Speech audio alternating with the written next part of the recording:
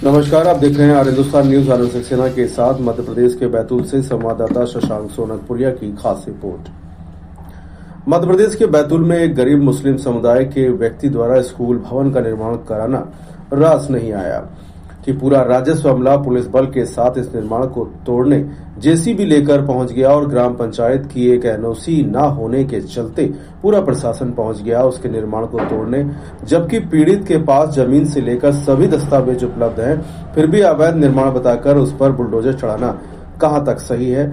अब ये चर्चा शहर के चौक चौराहों पर आम हो गई है। आपको बता दें, घटना बैतूल जिले के धाबा गांव की है। अब्दुल नईम नामक व्यक्ति ने गांव के दलित आदिवासी बच्चों को शिक्षित करने के लिए अपनी जेब से 20 लाख रुपए खर्च करके स्कूल बनवाया।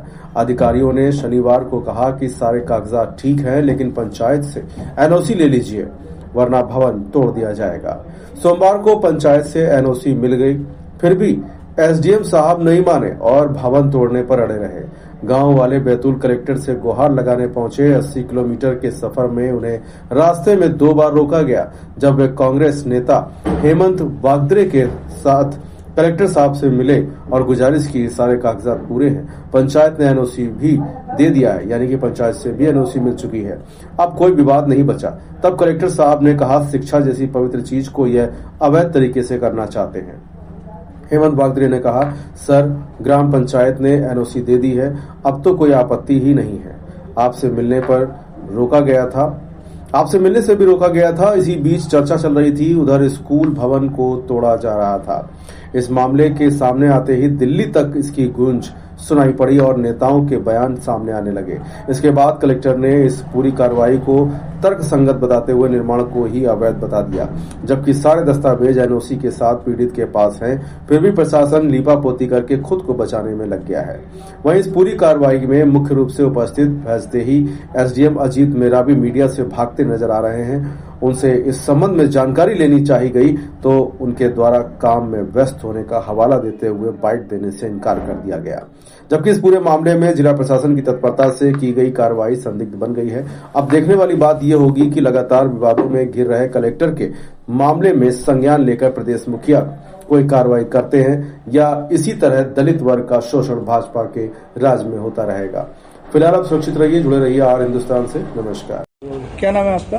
मेरा नाम रमेश उर्फ सोनू पान से है। ये बताइए कि ये जो पूरे ग्रामीण हैं ये क्या चाहते हैं और ये जो स्कूल है इसको लेकर अब क्या आप लोग का आश्वासन मिला है? देखिए, ग्राम पंचायत धाबा में ऐसी कोई गतिविधियां नहीं चल रही है। जो आरोप लगाया जा रहा है कि मदरसा चल रहा है, ऐसा कुछ नहीं चल रहा। और पूरे गांव वाले आए हैं और गांव वालों की सहमति से स्कूल बन रहा है ताकि उनके बच्चे बेहतर तरीके से पढ़ सके। पंचायत से अनुमति ली गई? पंचायत से अनुमति प्राप्त हो गई है, अनापत्ति पत्र भी प्राप्त हो गया पंचायत द्वारा। कुछ लोग हैं जो जबरन का ही मुस्लिम होने पे मदरसा चला रहे, ऐसे आरोप लगा रहे, पर जो ग्रामवासी धाबा वाले ऐसा मतलब कुछ नहीं है, सब आरोप लगाए जा रहे हैं। और मैं चाहता हूं कि भवन को ना तोड़ा जाए।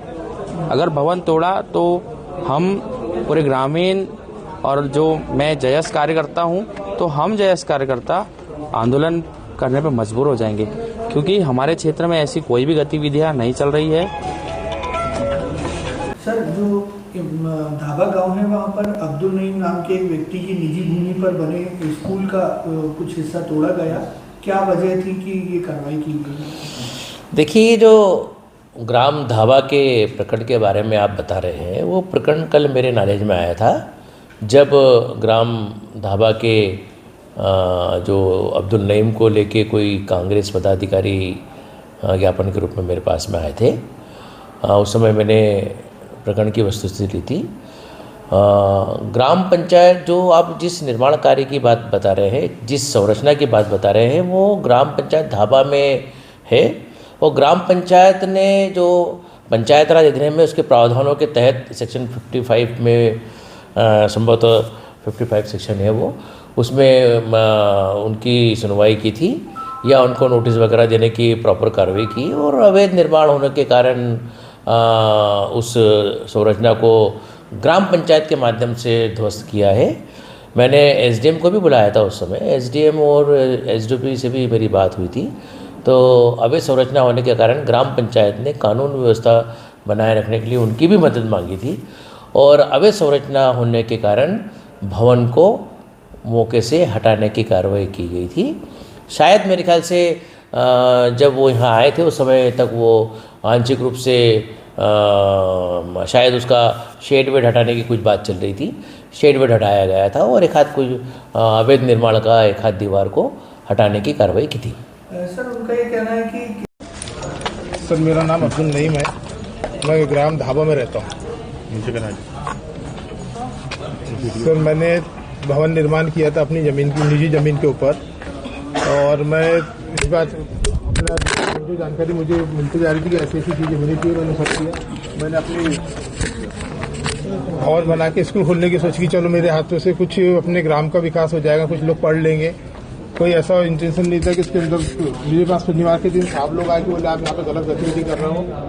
तो मैंने साहब लोगों को डॉक्यूमेंट दिखाया तो साहब लोगों ने देख के वेरीफाई किया कि हाँ आपके पास कुछ नहीं है, आप सब सही हो, लेकिन बोले आपने जनपद ग्राम पंचायत से अनुमति ली थी। तो मुझे सबसे उस बात में जानकारी नहीं थी कि अपन खेत में खेती जमीन के अंदर डाइवर्सन करने के बाद में अपन भवन बना रहा है तो वहाँ पे ग्राम पंचायत से भी लेना पड़ता है। मेरा गाँव से थोड़ा दूर पे खेत है, वहाँ पे मैं अपना भवन बना रहा था।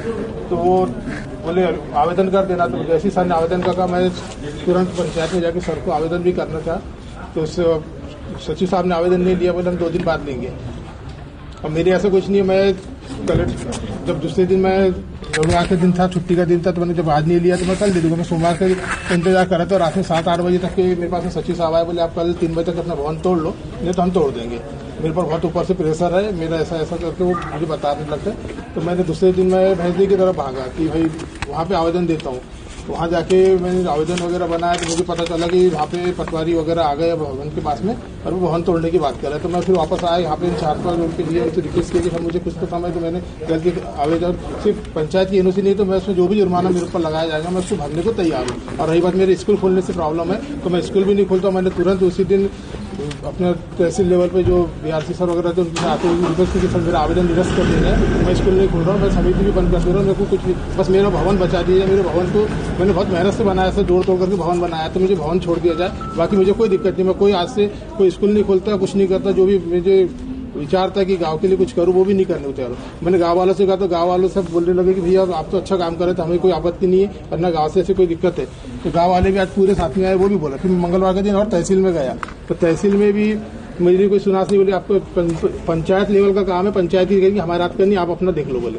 तो फिर मैं कल शाम तक के सबके हाथ पाँव जोड़े, सब लोग एसडीएम साहब के पास में बार बार जाया तो वो मिलने से मना करते रहे कि हमारे हाथ का काम नहीं है। तहसीलदार साहब ने बोलते कि हमारे हाथ का काम नहीं, तो आप अपना पंचायत लेवल पर देख लो। पंचायत में सचिव बोला कि मेरे पर प्रेशर है, आपका तो भवन तोड़ना ही पड़ेगा।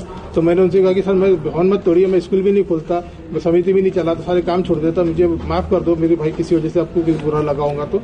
और मैं अपना भवन छोड़ के सारे काम बंद कर दिया, मैं अपने सारे काम ही बंद करके अपना पूरे बिस्तर लपेट के कहीं चले जाता हूँ। तो ऐसी कुछ नहीं, उससे दिक्कत है कुछ है तो। अब ग्रामवासी से मैंने अनुरोध किया तो ग्रामवासी पूरे मेरे साथ में आए भी है। आज क्या आश्वासन मिला? आज आश्वासन भी कुछ भी नहीं, मेरी बात सुनी नहीं गई, बराबर बोला गया कि आप गलत हो, आपके पास एनओसी नहीं है, आपका तो भवन टूटेगा, इस टाइप से बोला जा रहा है। सर मुझे भवन छोड़ के मेरे भवन को बचा दिया जाए सर, बोल समझ में नहीं आ रहा क्या बोलूँ क्या नहीं करूँ।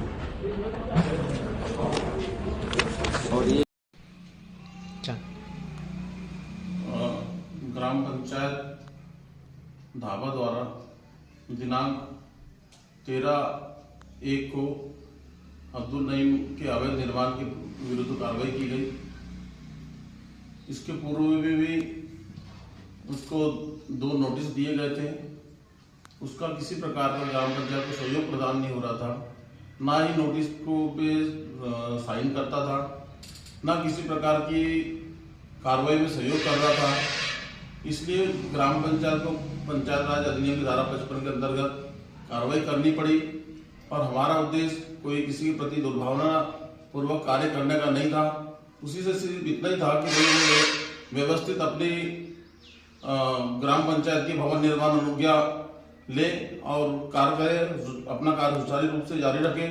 ग्राम पंचायत उसमें कोई दिक्कत नहीं थी, वो अपना चाहता तो ग्राम पंचायत में आवेदन दे सकता था, या पंचायत दर्पण पोर्टल पे भी ये सुविधा उपलब्ध है, उसके माध्यम से वो ऑनलाइन भी अपना भवन निर्माण अनुज्ञा के लिए आवेदन कर सकता था।